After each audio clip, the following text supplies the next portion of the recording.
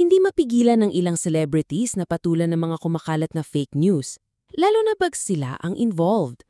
Madalas ay pinapatulayan ng ibang artista pero ang iba naman ay parang kapanipaniwala ang ipinupost na balita, lalo na't kung pinag-uusapan ito. Kagaya nitong isang blog na naglabas ng pag-aamin daw ni Maris Racal sa tunay na relasyon nila, ni Daniel Padilla. Mga fan na mismo ang nag-react at inirepost ito na may caption na fake news. Kaya naman hindi na agad kumalat. Ipinost naman ni Derek Ramsey ang isa sa art cards na kumalat din sa social media na sinasabing hiwalay na raw sila ni Ellen Adarna. Galit siya sa post niyang yun dahil hindi raw totoo. Ilang entertainment press na malapit sa kanya ang nagtanong kung totoo ba yun, pero pinagtawanan lang ito ng aktor.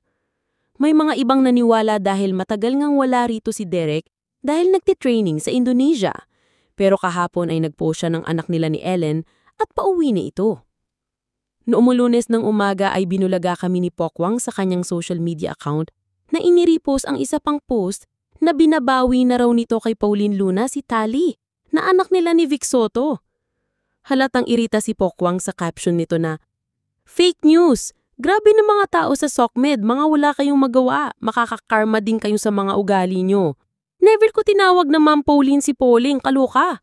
Pero mas malala yung mga nag-share at nanghusga agad." Nakakairita lang dahil pati inosenteng bata ay idinadamay para lang kumita itong mapagkalat ng fake news. Hiningan ko na si Pauline ng reaksyon tungkol dito. Ayaw na niyang patulan. Mas mabuting deadman na lang daw.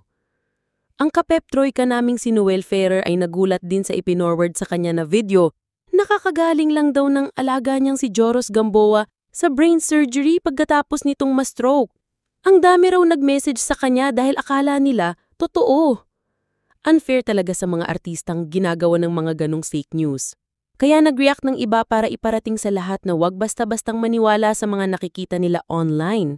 Lalo na ngayong ang dali na ring gumawa ng mga AI-generated video or photos.